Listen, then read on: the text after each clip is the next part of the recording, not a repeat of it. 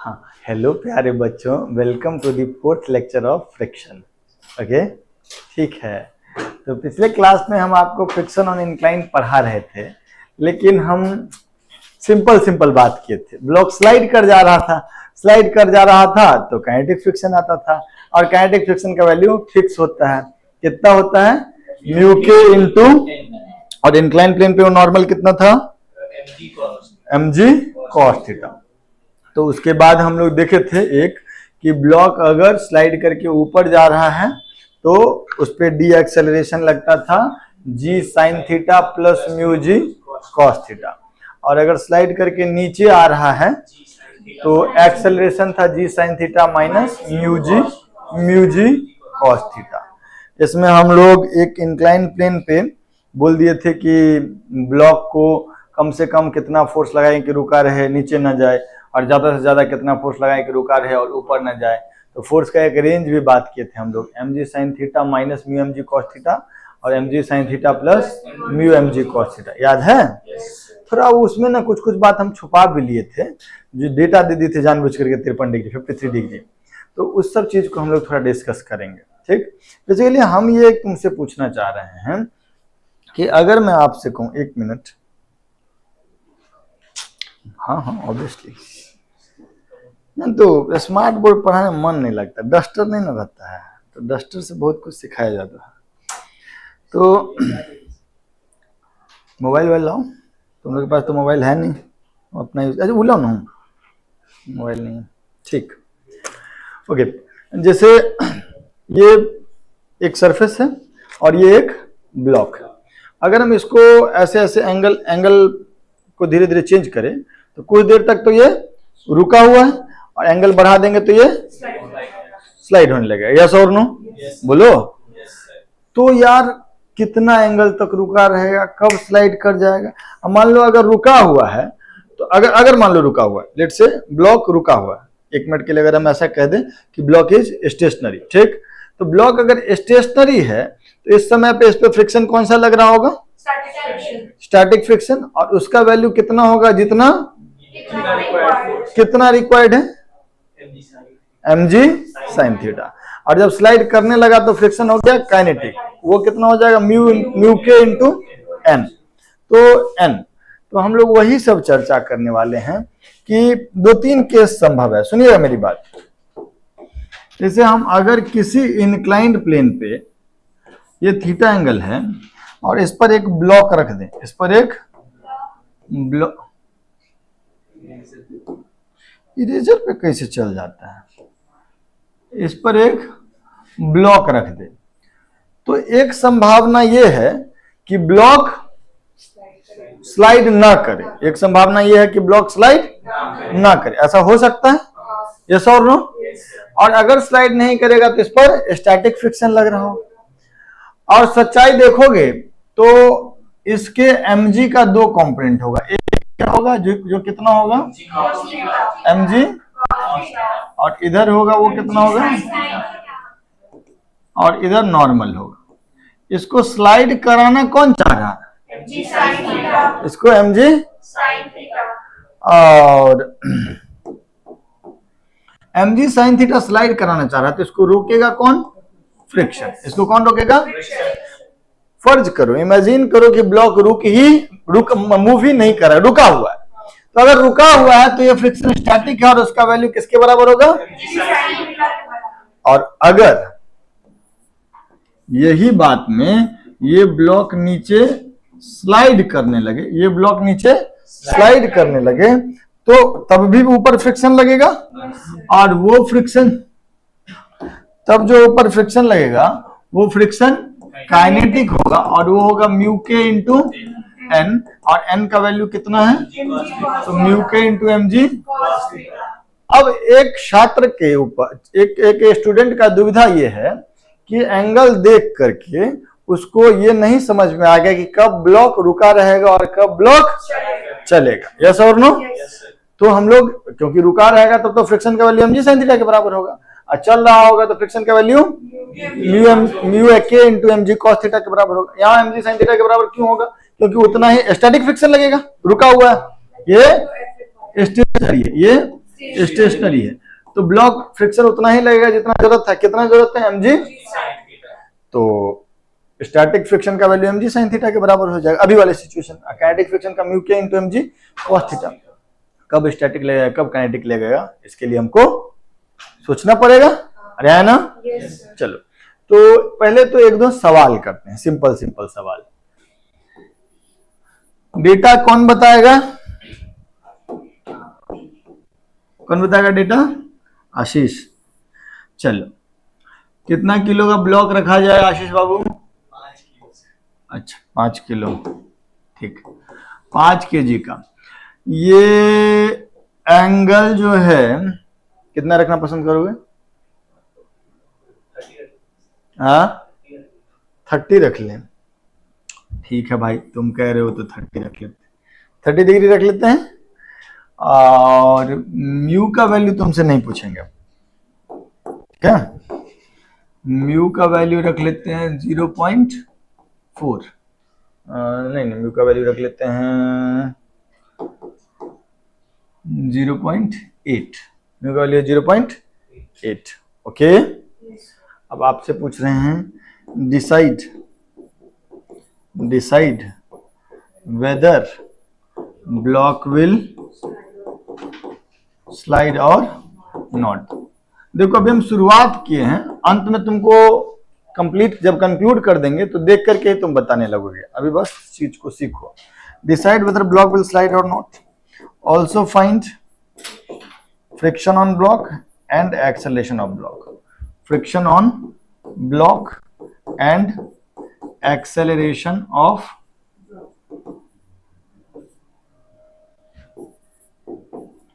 Block. Okay देखिए जरा,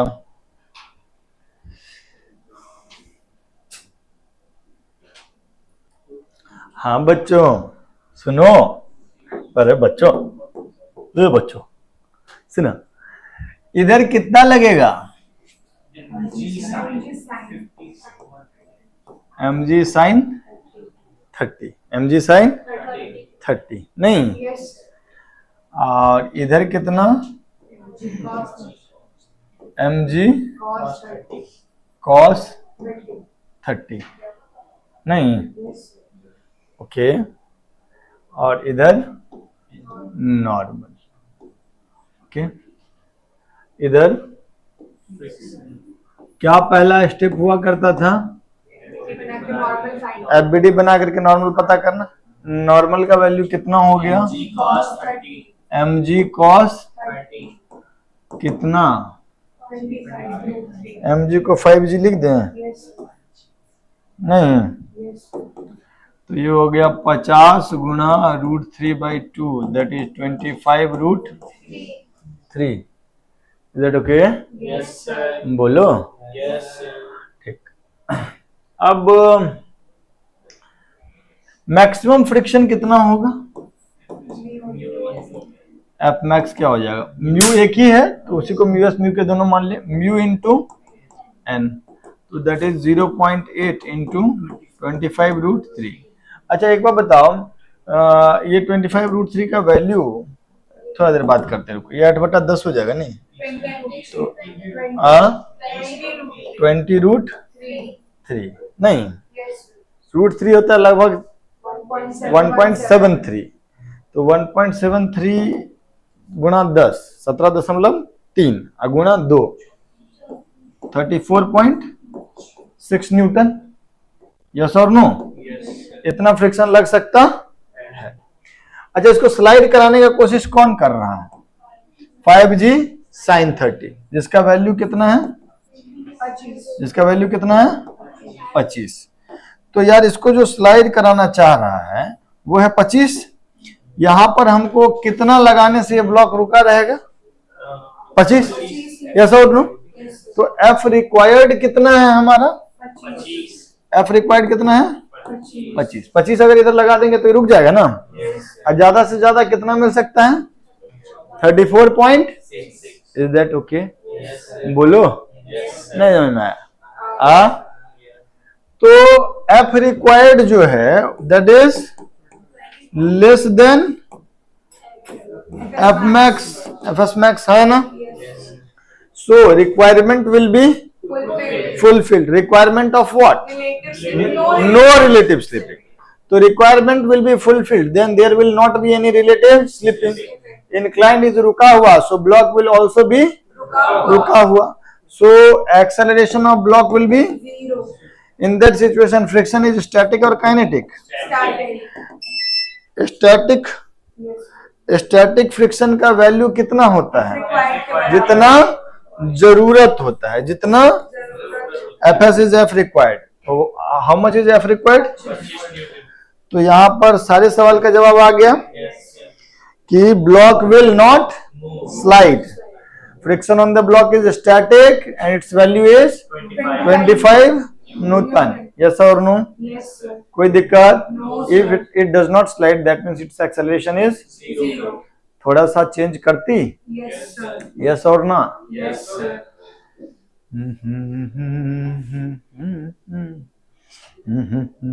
लिख लियो सब लोग. सवाल को थोड़ा सा बदल दें. Yes, sir. आशीष डेटा थोड़ा सुंदर दिया करो. 30 डिग्री में cos थीटा गंदा आ जाता है भाई. रूट रूट लेना पड़ गया ना. कितना ले ले एंगल? 37. 37 डिग्री ले लेते हैं. हाँ.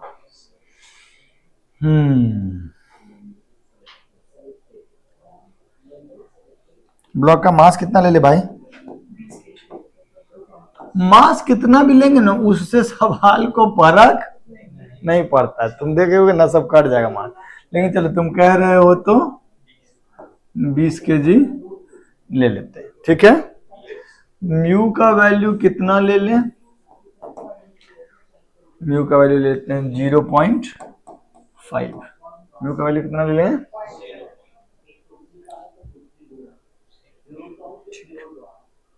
ठीक. Decide whether block will slide और नॉट. फिर find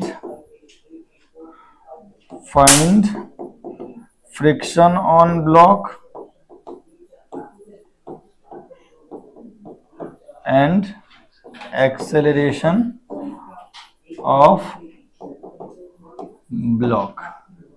Find friction on block and acceleration of block. देखिए जरा करके बताइए. आप सब लोग का डिसीजन क्या रहा? Block will slide with 2 meters. acceleration 2 meter per second and friction on the block is. ठीक है. करेक्ट. तो कैसे किए आशीष? जरा लोगों को का ज्ञानवर्धन कीजिए. आपने पहले इधर लिखा, कितना लिखा? 20g sin 37 और इधर 20g cos 37 और इधर नॉर्मल और इधर फ्रिक्शन. अभी स्टैटिक की काइनेटिक डिसाइड नहीं है इसीलिए एफ नहीं लिख रहे, सिंपली एफ लिख रहे हैं. ठीक. तो पहला कार्य क्या करना होता है? नॉर्मल का वैल्यू. नॉर्मल का वैल्यू कितना हो जाएगा? 200 इंटू 4/5 नहीं, दैट इज 160 न्यूटन. बोलो सही गलत? सही, sir. Okay. So maximum friction कितना लग जाएगा? Mu into N. तो दैट इज 160 गुना 0.5 दैट इज 80. बोलो हाँ. Yes, sir. जो फ्रिक्शन का डिमांड है, देखो इधर कितना फोर्स लग रहा है? 200 गुना 3/5. तो वो कितना होता है? 120. तो कितना फोर्स फ्रिक्शन लगा देने से ब्लॉक रुका रहेगा? 120 के बराबर लगाने से रुक जाएगा. अरे है ना? Yes, sir. तो F रिक्वायर्ड कितना हो जाएगा? 120 न्यूटन. और चाहिए हमको 120. मैक्सिमम कितना मिल सकता है? 80. तो चूंकि F required is greater than equal to greater than F max, so block will Move. Yes, sir. Slide. Block will. Slide. और जैसे ही block will slide then friction will be kinetic, friction will be. और अगर friction kinetic हुआ तो कितना होगा, mu के इंटू, यहाँ पे म्यू एस म्यू के अलग अलग, तो म्यू के को 0.5 ले लेंगे और एन का वैल्यू 160। अच्छा ये तो कैलकुलेट किए ही थे अभी, 80 है ना। अब वापस से हम ब्लॉक के बारे में बात करेंगे कि इधर जो है 120 लग रहा है और इधर कितना लग रहा है 80, तो एक्सेलरेशन का वैल्यू कितना हो जाएगा 120 minus 80 divided by 20, that is 2 metre पर सेकेंड स्क्वायर। कायदे से हम लोगों को ये सब करना नहीं है, अब अगला सवाल के बाद हम लोग को पूरा आइडिया लग जाएगा देख करके, ठीक है। अगला सवाल लिखा जाए। इस सवाल के लिए बस हम तुमसे कैलकुलेशन करवाए कि थोड़ा सा थॉट डेवलप हो, बाकी चीज अभी बताते हैं। बाबू ये सवाल है कि एक ब्लॉक किसी इंक्लाइन प्लेन पे रख दिया गया, कोफिशिएंट ऑफ फ्रिक्शन म्यू है, म्यू एस म्यू के दोनों एक ही है, म्यू है, और इस ब्लॉक के एंगल ऑफ इंक्लिनेशन को थीटा को धीरे धीरे धीरे धीरे बढ़ा रहे हैं। तो एक पर्टिकुलर एंगल जहां पर ब्लॉक स्लाइड करना शुरू कर देगा, उस एंगल का नाम हम दे दिए थीटा नॉट। आपको वो एंगल बताना है जहां पर ब्लॉक स्लाइड करना शुरू कर जाएगा। यस और नो? लिख लो इसको और ट्राई करो। करोगे कि हम बता दें? बताओ। हेलो बच्चा, अगर आपको हम बोलेंगे कि एफबीडी बनाओ इसका, तो एफबीडी में क्या सब बनाओगे बताओ जल्दी। इधर वाला कंपोनेंट एमजी का कितना? बहुत अच्छे, बहुत बढ़िया। इधर कितने तेज हो तुम लोग। इधर वाह वाह वाह, और इधर फ्रिक्शन। इधर 1 मिनट, नॉर्मल का वैल्यू कितना? अगला काम क्या करना होगा? फ्रिक्शन का मैक्सिमम वैल्यू कितना? यस और no? Block will start sliding, block will when? Block will start when, वही पूछ रहे हैं कब स्लाइड करने लगेगा? जब ये वाला फोर्स जो है इस फ्रिक्शन के मैक्सिमम वैल्यू से भी या लगभग बराबर को जैसे ओवरकम करेगा। यस और नो? तो block will start sliding when mg sin theta is equal to F max. Equal to नहीं बोलना चाहिए, टेक्निकली इससे थोड़ा ज्यादा बोलना चाहिए। लिमिट पता करने के लिए लिख लेते हैं। एफ मैक्स का वैल्यू कितना? म्यू एन, एन का value M G cos theta. Yes और नो? तो एम जी से एम जी कट गया, तो sine theta by cos theta कितना हो गया? म्यू। तो दैट मीन्स टेन थीटा बराबर, this is very very important result, एकदम रट्टा मार के याद रखना है कि अगर हम थीटा को ग्रेजुअली बढ़ाना शुरू करेंगे तो ब्लॉक स्लाइड करना शुरू कर देगा। कब? जब टेन थीटा का वैल्यू, इज दैट ओके? अगर टेन थीटा म्यू से कम है तो ब्लॉक स्लाइड, जब टेन थीटा म्यू से ज्यादा हो जाएगा तो block slide, tan theta mu के बराबर होगा तो just verge of slipping, it is about to slip. Yes और नो? पक्का? तो जैसे पुराना क्वेश्चन था, आप ये लिख लिए क्या? लिखो बच्चे। हेलो, जैसे अगर आप हम आपको क्या बोले कि अगर टेन थीटा म्यू से ज्यादा होगा तो ब्लॉक, टेन थीटा म्यू से कम होगा तो ब्लॉक स्लाइड नहीं करेगा, टेन थीटा म्यू से ज्यादा होगा तो ब्लॉक स्लाइड।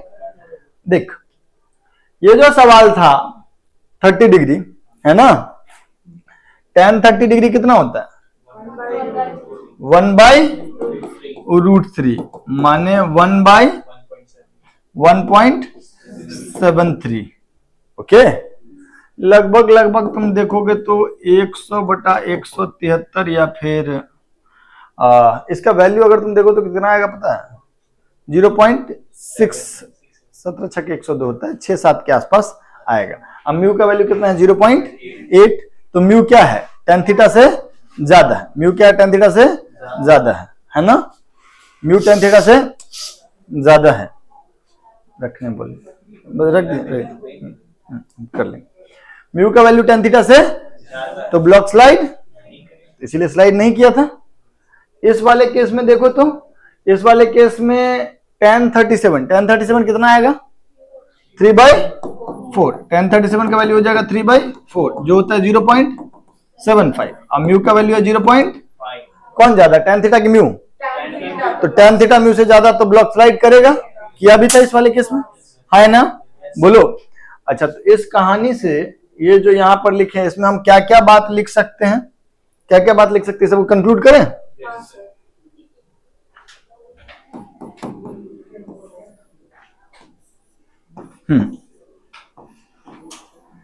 हेलो, सुनो, अगर tan theta is less than mu, block will not slide, तो friction will be static, friction will be, and इसका वैल्यू कितना होता है, कितना रिक्वायर्ड फ्रिक्शन है, mg, वही ना खींचना चाह रहा है तो उसके बराबर अपोजिट में लग जाएगा, इधर okay, and acceleration of the block will be, ये पहला बात हो गया। अगर हम लेस देन नहीं इक्वल टू भी है तब भी यही बात, और अगर tan थीटा का वैल्यू ग्रेटर देन तब क्या होगा, ब्लॉक विल स्लाइड, यस और नो। फ्रिक्शन क्या होगा, काइनेटिक, वो कितना हो जाएगा म्यू इंटू एन। अभी वाले केस में अगर कोई और फोर्स उससे दबा नहीं रहे होंगे तो अभी वाले केस में नॉर्मल का वैल्यू हो जाएगा, नॉर्मल का mg cos थीटा, तो फ्रिक्शन म्यू mg। सोच कि ब्लॉक इधर की तरफ फोर्स लग रहा है इस पर mg sin थीटा, और स्लाइड करेगा तो ये फ्रिक्शन हो जाएगा म्यू mg, तो एक्सेलरेशन इधर कितना हो जाएगा mg sin theta minus mu mg cos theta upon m, तो एक्सेलरेशन का वैल्यू हो जाएगा g sin theta minus, yes और नो, कोई दिक्कत, कोई कंफ्यूजन? पक्का लिख लो, जल्दी लिखो। Hello,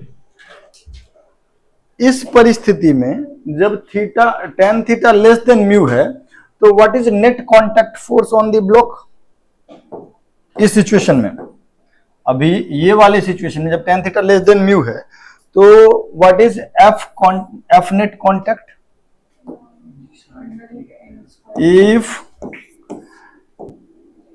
tan theta is less than mu, then what is net contact force on the block? What is net contact force on the block?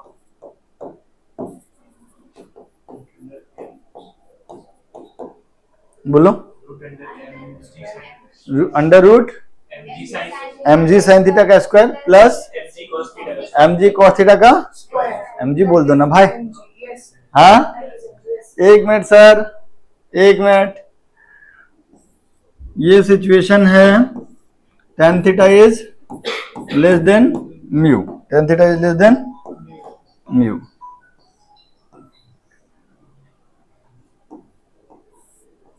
इधर हो गया mg sin थीटा, और सुनिए मेरी बात, आपको इधर mg cos थीटा, लेकिन आपसे पूछ क्या रहा, फ्रिक्शन और नॉर्मल का रिजल्टेंट, तो नॉर्मल कितना हो जाएगा, थोड़ा हटा के बना दे रहे हैं, नॉर्मल इधर हो जाएगा और फ्रिक्शन इधर हो जाएगा, नॉर्मल का वैल्यू कितना हो जाएगा mg cos थीटा, और फ्रिक्शन का वैल्यू भी कितना हो जाएगा mg sin थीटा, तो फ्रिक्शन और नॉर्मल इसका रिजल्टेंट कितना हो जाएगा,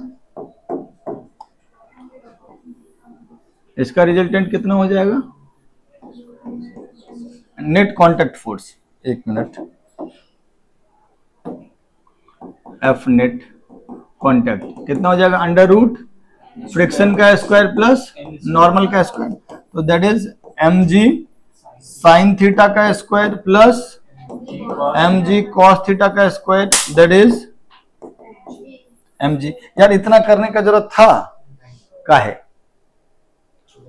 इसलिए क्योंकि ब्लॉक है रुका हुआ, क्योंकि ब्लॉक है और उस पे फोर्स क्या क्या लग रहा है, इधर लग रहा है mg और इधर लग रहा है फ्रिक्शन और इधर लग रहा है इन तीनों का रिजल्टेंट क्या है? जीरो है। इन तीनों का रिजल्टेंट क्या है? तो दैट मीन्स नॉर्मल फोर्स जो वेक्टोरियली होगा और फ्रिक्शन फोर्स और mg फोर्स, इन तीनों का सम क्या होगा? तो दैट मीन्स जो नॉर्मल प्लस फ्रिक्शन होगा वो माइनस ऑफ mg के, बराबर होगा। तो वेट जितना mg जितना है उतना ही, लेकिन उसके ऑपोजिट डायरेक्शन में। तो इसीलिए नॉर्मल प्लस फ्रिक्शन का रिजल्टेंट mg के बराबर होगा, इतना करने का जरूरत था भी नहीं। Is that okay? वो अपना डायरेक्शन भी नहीं बदलेगा, आप एंगल चेंज करते रहिए, लेकिन नेट कांटेक्ट फोर्स का वैल्यू बदलने वाला, एंगल भी बदलने वाला। आपको नेट कांटेक्ट फोर्स दिख रहा होगा ना, इधर दिख रहा है कि नहीं नेट कांटेक्ट फोर्स? अब आपको ऐसा लग रहा होगा कि नेट कांटेक्ट फोर्स थीटा पे डिपेंडेंट है, नहीं। नेट कांटेक्ट फोर्स का वैल्यू कितना है? mg। नेट कांटेक्ट फोर्स का वैल्यू कितना है? और ग्रेविटी जिधर है उसके ऑपोजिट में।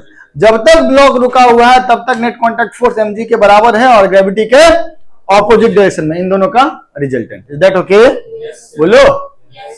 अच्छा, अगर हम इसी में ये जो दूसरा वाला सिचुएशन है, दूसरे वाले में नेट कांटेक्ट फोर्स बोलते तो क्या बोलते तुम? अगर हम इसी ये वाला सिचुएशन डन है, इसमें कोई दिक्कत, कोई कंफ्यूजन? अगर हम तुमको ऐसा बोल देते हैं कि ये एंगल थीटा है, tan थीटा का value is greater then mu. यहाँ पे म्यू है कोफिशिएंट ऑफ फ्रिक्शन, ब्लॉक का मास m है, और tan theta greater than mu है। अब net contact force F net contact कितना हो जाएगा? मैग्नीट्यूड इसका। अब नॉर्मल का वैल्यू कितना होगा? हेलो, नॉर्मल अभी भी कितना होगा? mg। ऐसा क्यों? क्योंकि इधर होगा mg और इधर ओके, और इधर फ्रिक्शन। ओके, बोलो। और फ्रिक्शन का वैल्यू जो होगा वो अब काइनेटिक हो जाएगा, जो कितना होगा? म्यू mg cos थीटा, जो कितना हो जाएगा? Mu mg। तो नेट कांटेक्ट फोर्स इन दोनों का रिजल्टेंट होगा ना, F नेट कांटेक्ट जो होगा वो क्या होगा? इन दोनों का रिजल्टेंट। तो ये कितना हो जाएगा? Under root of cos theta का square plus mu mg cos theta का स्क्वायर, इस परिस्थिति में। ठीक है क्या? बोलो। कोई दिक्कत, कोई परेशानी? लिख लो। हाँ जी प्यारे बच्चों, वही चीज है कि एक इंक्लाइंड प्लेन है, एंगल ऑफ इंक्लिनेशन थीटा है, कोफिशिएंट ऑफ फ्रिक्शन म्यू है। एंगल ऑफ इंक्लिनेशन जो थीटा है उसको हम लोग ग्रेजुअली बढ़ा रहे हैं 0 से 90 डिग्री तक, 0 से 90 डिग्री तक। तो जैसे जैसे एंगल बढ़ रहा है वैसे वैसे फ्रिक्शन ऑन ब्लॉक पे क्या प्रभाव पड़ रहा है? थीटा के बढ़ाने से फ्रिक्शन लगातार बढ़ रहा है कि लगातार घट रहा है, कि पहले बढ़ रहा है फिर कांस्टेंट रह रहा है, कि पहले बढ़ रहा है और फिर घट रहा है? इन चारों में से कौन सा ऑप्शन करेक्ट है वो आपको सोच के बताना है। जल्दी बताइए, आराम से सोचिए, सवाल भी लिख लीजिए। हाँ सुनिएगा,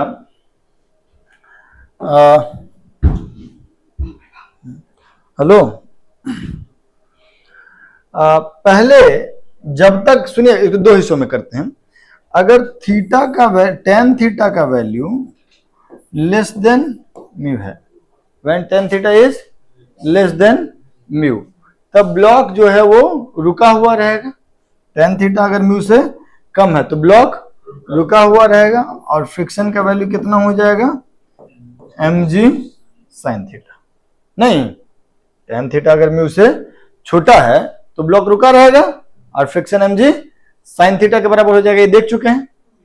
तो यहां पर here theta increases then friction will increase, क्योंकि थीटा के बढ़ने से sin थीटा बढ़ेगा और फ्रिक्शन भी बढ़ेगा। यस और नो?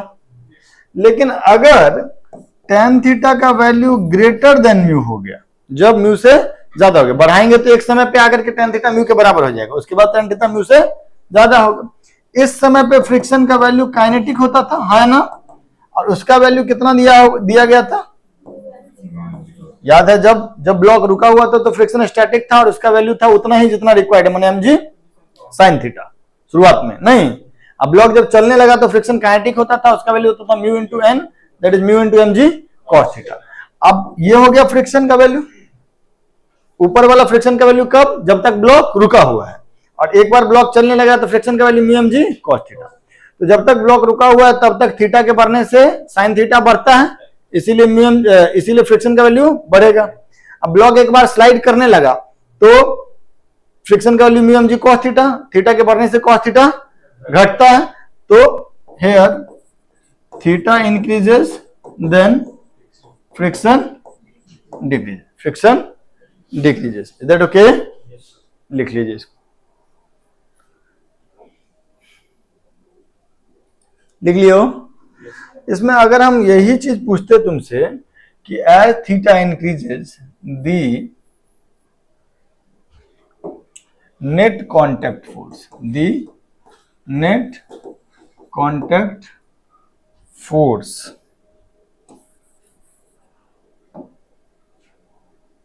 ऑन ब्लॉक, चारों में से कोई ऑप्शन होगा कि कोई और ऑप्शन, नन ऑफ दिस हो जाएगा?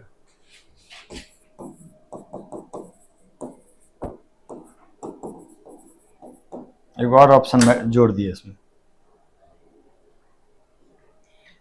जैसे जैसे थीटा बढ़ेगा नेट कांटेक्ट फोर्स पे क्या प्रभाव पड़ेगा, बढ़ेगा घटेगा, घटेगा बढ़ेगा, कांस्टेंट रहेगा घटेगा, ठीक, बढ़ेगा कांस्टेंट रहेगा, पहले कांस्टेंट रहेगा, अभी देखे थे हम लोग, जब तक ब्लॉक रुका हुआ है तब तक कांटेक्ट फोर्स कितना है, mg के बराबर, mg cos थीटा और mg sin थीटा के रिजल्टेंट अभी बताए थे। तो नेट कांटेक्ट फोर्स जब तक ब्लॉक रुका हुआ तब तक कांस्टेंट, और ब्लॉक स्लाइड करने लगा था तब कांटेक्ट फोर्स कितना था, देखो ब्लॉक अगर रुका हुआ था, ब्लॉक रुका हुआ था तो नेट कांटेक्ट फोर्स कितना आया था हमारा, mg के बराबर अपोजिट डायरेक्शन में, यस और नो। अब ब्लॉक स्लाइड करने लगा था तो कांटेक्ट फोर्स का वैल्यू क्या आया था, इसका रिजल्टेंट, तो इसमें से cos थीटा बाहर आ जाएगा ना। तो पिछला वाला के मतलब अगर ब्लॉक रुका हुआ है, जब तक ब्लॉक रुका हुआ है तब तक थीटा के बढ़ने से भी फ्रिक्शन को कोई फर्क, टोटल कांटेक्ट फोर्स को कोई फर्क, लेकिन एक बार स्लाइड करने लगेगा तो थीटा के बढ़ने से, सॉरी थीटा के बढ़ने से फ्रिक्शन का वैल्यू घटेगा, यही हो जाएगा, सॉरी नेट कांटेक्ट फोर्स का वैल्यू घटेगा, इज दैट ओके? मैं फिर से रिपीट करता हूं, हम क्या बोले तुमको कि पुराना सवाल का ही रिपीटेशन है कि अगर ब्लॉक रुका हुआ है, ब्लॉक जो कि शुरुआत में कुछ देर तक रुका रहेगा, कब तक रुका रहेगा, जब तक tan थीटा का वैल्यू म्यू के बराबर, जब तक ब्लॉक रुका हुआ है तब तक कांटेक्ट फोर्स कितना है, mg के बराबर लेकिन mg के ऑपोजिट में, तो यार वो थीटा से इंडिपेंडेंट हो गया। तो शुरुआत में थीटा के चेंज होने से friction contact force, net contact force को कोई फर्क, लेकिन उसके बाद जब एक बार स्लाइड करने लगेगा तब नेट कांटेक्ट फोर्स का वैल्यू कितना हो जाएगा, under root mg sine theta का स्क्वायर प्लस म्यू mg, नहीं mg साइन थीटा नहीं, under root mg cos theta का square plus mu mg cos theta का स्क्वायर, तो ये वाला वैल्यू कितना हो जाएगा, cos थीटा इंटू mg तो बाहर हो जाएगा ना, और यहाँ पे 1 प्लस म्यू स्क्वायर, तो थीटा के बढ़ने से cos थीटा घटेगा, तो टोटल कांटेक्ट फोर्स घटेगा। ये कांटेक्ट फोर्स कब है, जब थीटा का वैल्यू, tan थीटा का वैल्यू जब म्यू से ज्यादा हो गया, और tan थीटा जब तक म्यू से कम है तब तक कांटेक्ट फोर्स कितना है, mg के बराबर, यस और नो। तो जो ओरिजिनल सवाल है, ओरिजिनल सवाल का उत्तर क्या होगा, first remains constant then decreases, none of this लिख देते हैं, लेकिन सही उत्तर अगर लिखना रहे तो क्या लिखेंगे, net contact force, net contact force first remains constant then decreases theta के बढ़ने से, दैट ओके? लिख लो इसको, लिख लिए होगे, ओके, थोड़ा आगे बढ़े।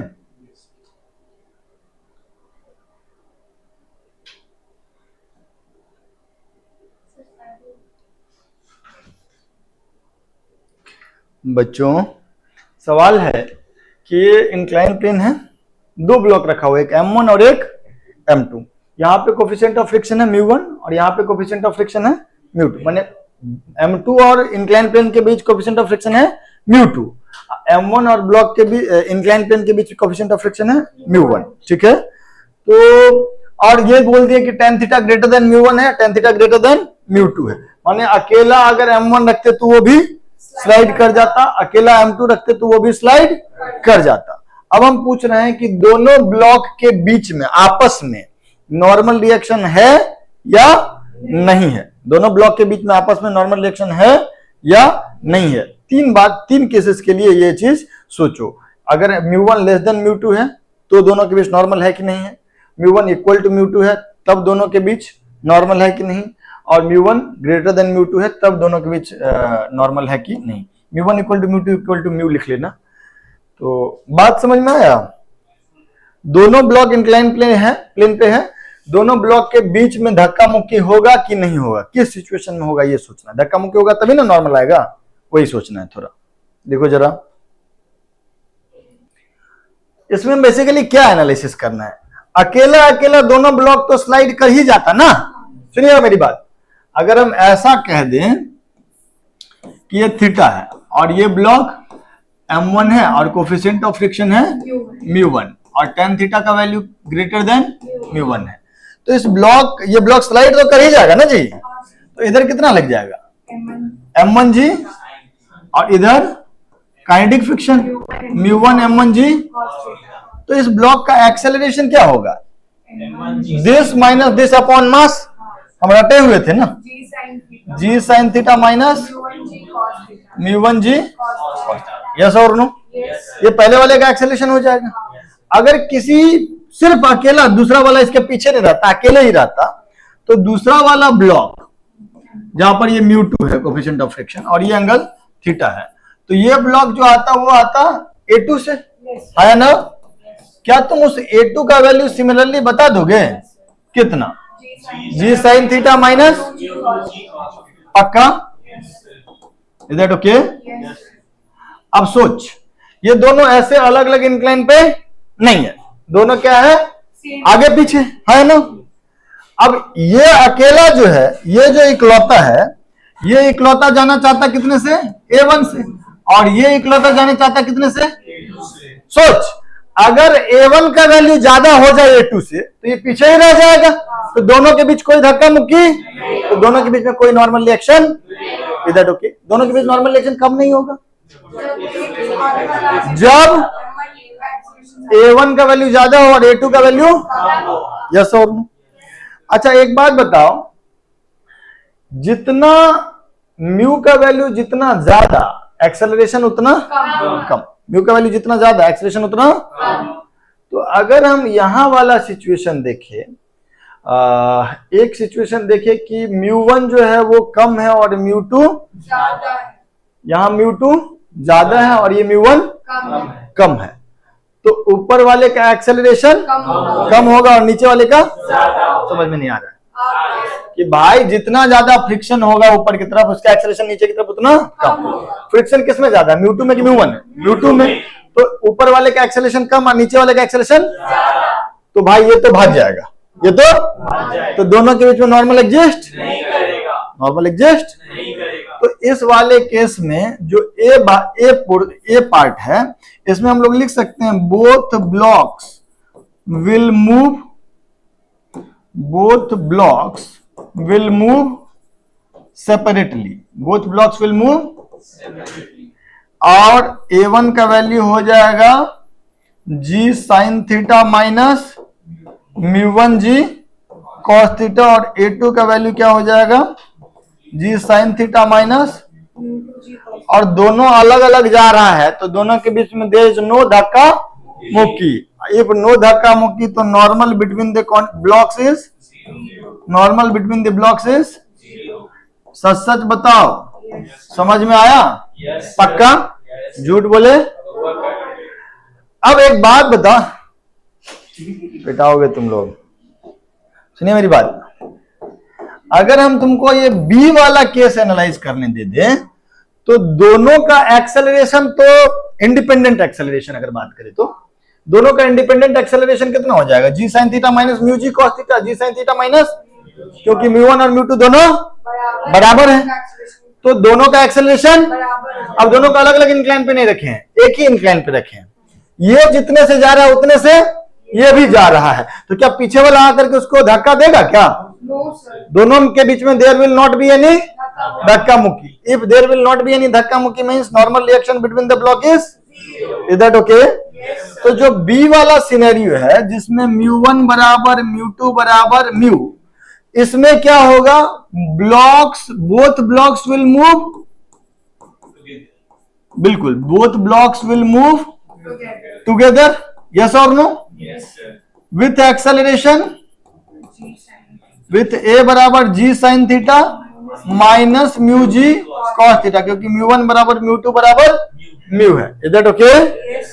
नो धक्का मुक्की, so no normal reaction between दी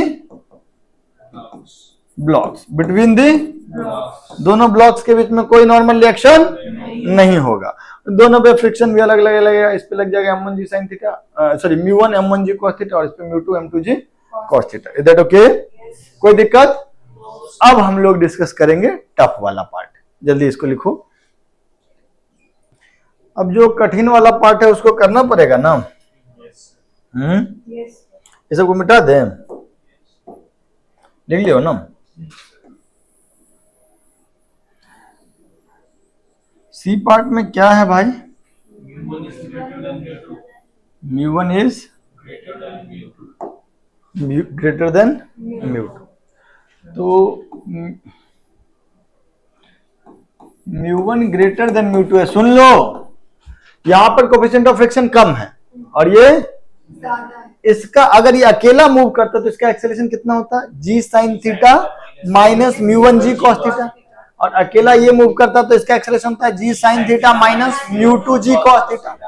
चूंकि म्यू1 का वैल्यू ज्यादा है तो इसका एक्सेलरेशन कम होता, जी साइन थीटा माइनस ज्यादा बड़ा नंबर तो कम हो जाएगा नेट चीज, तो इसका एक्सेलरेशन कम होता और इसका एक्सेलरेशन, तो ये ज्यादा से चलना चाहेगा तो आकर के क्या करेगा, m1 को धक्का देगा, है ना, और धक्का देने के बाद ये ज्यादा से चल पाएगा, इसको धकेलते हुए ले जाएगा और दोनों साथ साथ चलेगा, यस और no?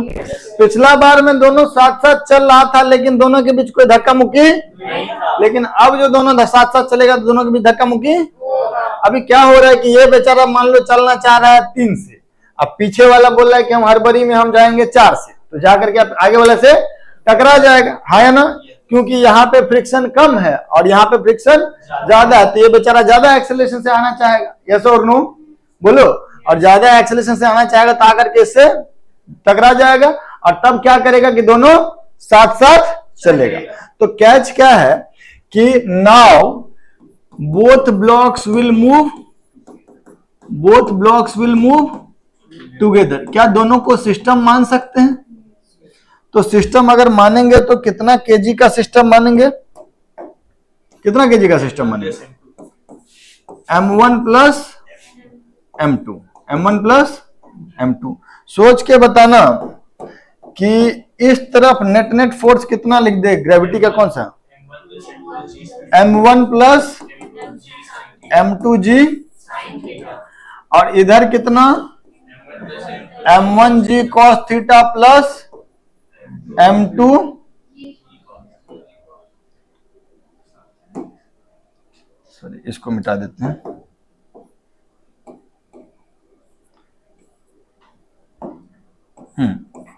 m2g cos theta, yes और नो?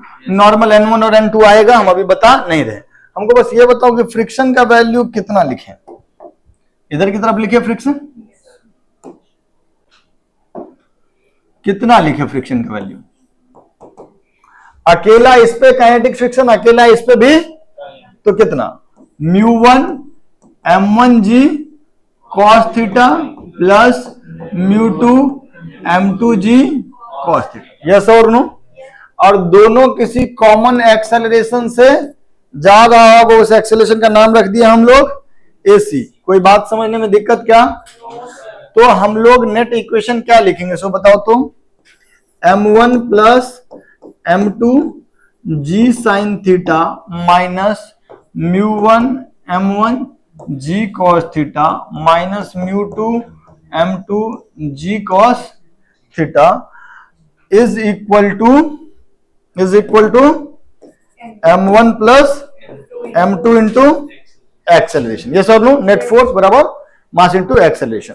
तो जो एक्सेलरेशन को एसी बोलते हैं, तो एसी का वैल्यू कितना हो जाएगा, m1 plus m2 g sine theta minus μ1 m1 g cos theta minus, देखते जाओ, μ2 m2 g cos theta divided by m1 plus.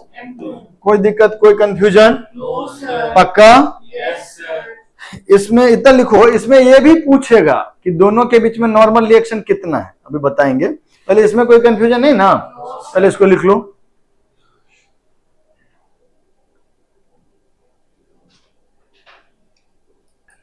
यार इसमें यह भी तो पूछेगा ना कि इन दोनों के बीच Normal. नॉर्मल रिएक्शन कितना है। क्या हम इन दोनों का इस परिस्थिति में, नॉर्मल इसी परिस्थिति में आ रहा, तो क्या इन दोनों के बीच इन दोनों का जो कॉमन एक्सेलरेशन हम पता कर लिए हैं? तो यार अगर हमको नॉर्मल रिएक्शन बोलेगा पता करने के लिए, सुनिएगा मेरी बात, तो इकलौता अकेला m1 का एफबीडी बना सकते हैं?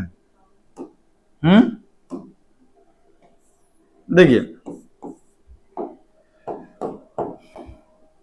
अकेला अगर m1 का एफबीडी बनाएंगे तो इधर की तरफ क्या आएगा, m1 नीचे वाला था, इधर की तरफ क्या आ जाएगा, m1 जी, और यहां से एक धक्का भी लगेगा नॉर्मल, और पीछे की तरफ क्या लग जाएगा, m1 जी cos थीटा μ1 कितना, μ1 m1 जी cos थीटा।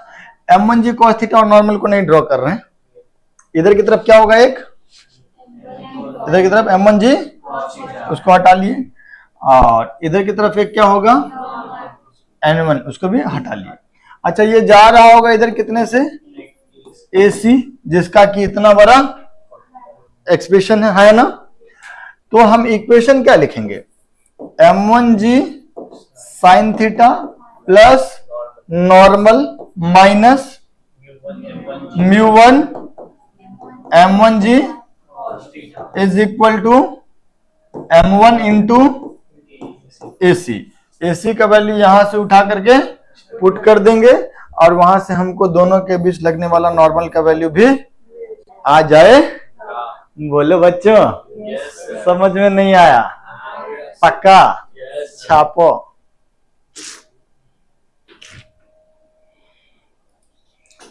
ठीक है बच्चों, अरे बोलो बच्चों। Yes, sir. चलो एक और सवाल करते हैं हम लोग।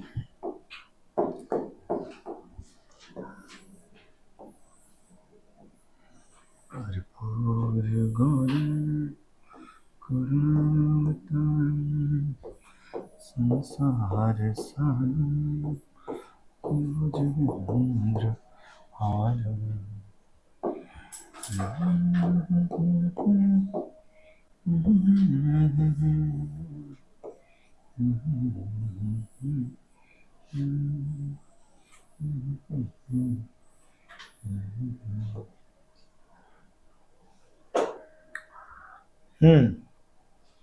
बच्चों, एम ले लिए हैं हम लोग।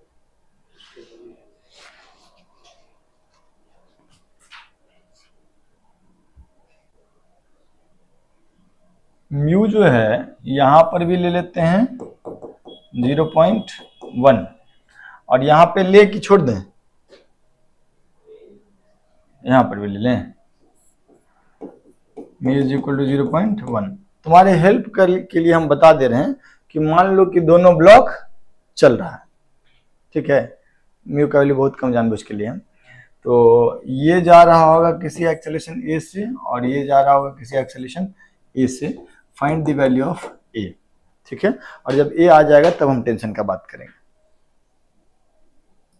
हाँ बच्चों सुनो, जल्दी जल्दी बताओ तुम, इधर की तरफ क्या लिखें सो बताओ। mg साइन 53 डिग्री, साइन 53 4/5, तो इसको हम लोग लिख लें 0.8 mg। कोई दिक्कत की कोई परेशानी? No, sir.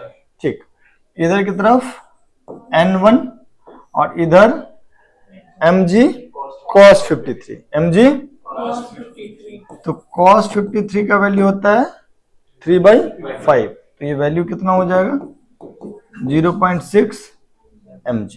ओके, इस पर ये ब्लॉक अगर इधर आ रहा है तो इस पर फ्रिक्शन कितना लगेगा? इधर की तरफ काइनेटिक फ्रिक्शन लगेगा नहीं? Yes, sir. काइनेटिक फ्रिक्शन कितना लग जाएगा इस पे? U into म्यू कितना था 0 पॉइंट, 1. तो 0.1 इंटू एन कितना 0.6 mg। ओके, अच्छा यहां पर देखेंगे तो इधर क्या हो जाएगा mg साइन 37, अरे है ना, Yes, sir. तो mg साइन 37, साइन 37 3/5, तो ये हो गया 0.6 mg। इधर नॉर्मल n2 लिख लेते हैं और इधर कितना mg cos 37 ना, Yes, sir. mg cos 37 कितना हो जाएगा 0. बोलो। Yes, sir. अच्छा एक बात बताओ कि इस जगह पे जो फ्रिक्शन होगा काइनेटिक फ्रिक्शन वो कितना हो जाएगा 0.1 इंटू नॉर्मल कितना 0.8 mg, तो ये हो गया 0.08 MG. mg। यस और नो? Yes, sir. बोलो। Yes, sir. ऑब्वियसली ब्लॉक जब ऊपर की तरफ, अच्छा हम ये कैसे डिसाइड कर लिए कि जो भाई देखो दोनों ब्लॉक का मास बराबर है और ये 53 डिग्री है, तो अगर खिंचाएगा तो ज्यादा इंक्लिनेशन की तरफ ही खिंचाएगा, इसीलिए। ठीक, और अब जरा देखो कि एक्सेलरेशन का वैल्यू हम लोग क्या लिखते हैं, net driving force minus opposing force by total tension के बारे में बात करें, करना हो यहाँ टी हो जाएगा और यहाँ पर भी टी हो जाएगा, लेकिन एक लाइन में अगर लिखना चाहेंगे तो हम net driving force minus opposing force by total mass, तो ड्राइविंग फोर्स कितना है 0.8 mg। यस और नो? और अपोजिंग फोर्स कौन कौन सा है, ये और ये, टेंशन वाला पार्ट तो गायब हो जाएगा, तो अपोजिंग फोर्स में क्या लिख देंगे माइनस 0.6 mg माइनस 0.08 mg, और ये वाला भी ना 0.6 mg into 0.06 mg minus 0.06 mg और divided by total mass that is 2m। Yes और नो? तो 0.8 माइनस 0.6 कितना 0. और 0.2 माइनस 0.14 नहीं, तो ये वैल्यू कितना हो जाएगा 0.2 minus 0.14 g divided by 2, mm तो कट जाएगा ना, तो 0.2 माइनस 0.14 कितना हो जाएगा 0. एक्सेलरेशन का वैल्यू हो जाएगा 0.06 g by 2, that is 0.6 by 2, that is 0.3 metre पर second square. Is that okay? हम तुम्हारे लिए सवाल कर दिए थे इजी, ठीक है, क्योंकि दोनों स्लाइड करने लगेगा, यहीं पे स्टैटिक फ्रिक्शन का सवाल आता है तो बड़ा कष्ट हो जाता है। लिख लो इसको।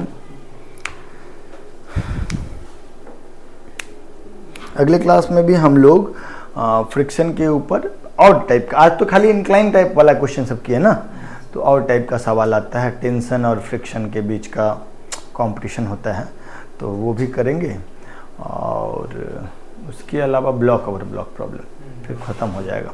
ठीक है, लिख लीजिए।